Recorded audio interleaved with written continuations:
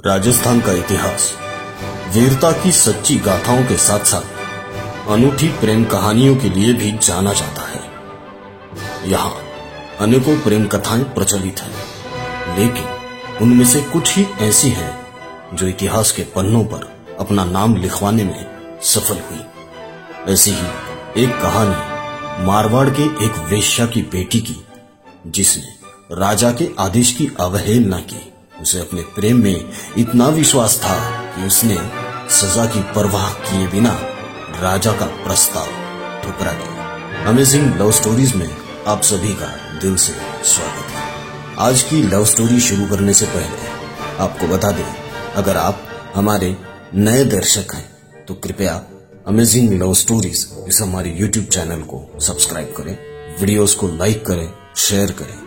तो शुरू करते हैं आज की बेहतरीन लव स्टोरी को। ये प्रेम कहानी पूरे राजस्थान में बहुत मशहूर है। गुजरात के बादशाह महमूद शाह का दिल मारवाड़ से आई जवाहर पातुर की बेटी कंवल पर आ गया। उस पर कंवल की खूबसूरती का भूत सवार था। उसने कंवल को समझाने की कोशिश की और कहा, मेरी बात मान ले, मेरे पास आ जा, मैं तुझे 2 लाख रुपए सालाना की जागीर दूंगा और तेरे सामने पड़े ये हीरे जवाहरात भी तेरे हो जाएंगे। इतना कहकर राजा ने हीरो का हार कंवल के गले में पहनाने की कोशिश की। राजा के इस बर्ताव से खुश होने के बजाय कंवल ने नाराजगी दर्ज की और हीरो का हार तोड़कर फेंक दिया। उसकी मां एक वेश्या थी जिसका नाम जवाहर पातुर था। उसने बेटी की हरकत पर बादशाह से माफी मांगी। मां ने बेटी को बहुत समझाया कि बादशाह की बात मान लो और उसके पास चली जाओ। पूरे गुजरात पर तुम राज करोगी। पर कंवल ने मां से साफ मना कर दिया। उसने मां से कहा कि वो केहर को प्यार करती है। दुनिया का कोई भी राजा उसके किसी काम का नहीं है।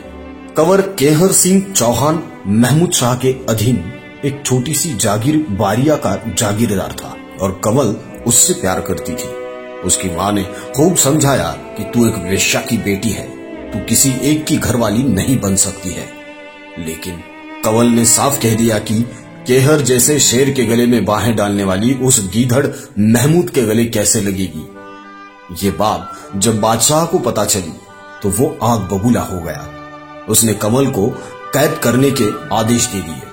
बादशाह ने यह भी ऐलान किया कि केहर को कैद करने वाले को उसकी जब्त कर दी गई जागीर दे दी जाएगी। पर केहर जैसे राजपूत योद्धा से कौन टक्कर ले। फिर भी दरबार में उपस्थित उसके सामंतों में से एक जलाल आगे आया। उसके पास छोटी सी जागीर थी, सो लालच में उसने ये बीड़ा उठा ही लिया। होली खेलने के बहाने उसने केहर को महल में बुलाकर षड्यंत्र पूर्वक उसे कैद कर लिया ताकि कंवल अपने प्रेमी की दयनीय हालत देख दुखी हो जाए। कंवल रोज पिंजरे में कैद केहर को खाना खिलाने आती थी। एक दिन कंवल ने एक कटारी और एक छोटी आरी केहर को लाकर दी। उसी समय केहर की दासी टुन्ना ने वहां के सुरक्षा के लिए तैनात फालूद खां को जहर मिली भांग पिलाकर बेहोश कर दिया। इस बीच मौका पाकर केहर पिंजरे के दरवाजे को काट आजाद हो गया और अपने साथियों के साथ बाहर निकल आया। जागीर जब्त होने के कारण केहर ने मेवाड़ के एक सीमावर्ती गांव में मुखिया गंगो भील से मिलकर आप बीती सुनाई। गंगो भील ने अपने अधीन 60 गांवों के भीलों का पूरा समर्थन केहर को देने का वादा किया। केहर के जाने के बाद बादशाह ने केहर को मारने के लिए कई योद्धा भेजे, पर सब मारे गए। इसी बीच बादशाह को समाचार मिला कि केहर की तलवार के एक वार से जलाल के टुकड़े टुकड़े हो गए। कंवल केहर की जितनी किस्से सुनती उतनी ही खुश हो जाती और उसे खुश देख बादशाह को उतना ही गुस्सा आता। और वो क्या करे, बेचारा बेबस था। केहर को पकड़ने या मारने की हिम्मत उसके किसी सामंत या योद्धा में नहीं थी। छगना नाई की बहन कंवल की नौकरानी थी। एक दिन कंवल ने एक पत्र लिखा और उसे छगना नाई के हाथ केहर को भिजवाया। केहर ने कंवल का संदेश पढ़ा। मारवाड़ के व्यापारी मुंदड़ा की बारात अजमेर से अहमदाबाद आ रही है। रास्ते में आप उसे लूटना मत और उसी बारात के साथ वेश बदलकर अहमदाबाद आ जाना। पहुंचने पर मैं दूसरा संदेश आपको भेज दूंगी। अजमेर अहमदाबाद मार्ग पर बारात में कहर और उसके साथ 4 साथी बारात के साथ शामिल हो गए। कहर जोगी के वेश में था। उसके चारों राजपूत साथी हथियारों से लैस थे। कंवल ने बादशाह के प्रति अपना रवैया बदल लिया, पर नजदीक जाने के बाद भी महमूद शाह को अपना शरीर छूने नहीं देती थी। कंवल ने अपनी दासी को बारात देखने के बहाने भेज कहर को सारी योजना समझा दी। बारात पहुंचने से पहले ही कंवल ने राजा से कहा, हजरत कहर का तो कोई आता पता नहीं, आखिर आपसे कहां बच पाया हुआ। इसका इंतजार करते करते मैं भी थक गई हूं। अब मेरी जगह आपके चरणों में है, लेकिन हुजूर मैं आपकी बंदी बनकर नहीं रहूंगी। अगर आप मुझे वाकई चाहते हैं तो आपको मेरे साथ विवाह करना होगा, और विवाह के बारे में मेरी कुछ शर्तें हैं जो आपको माननी होंगी।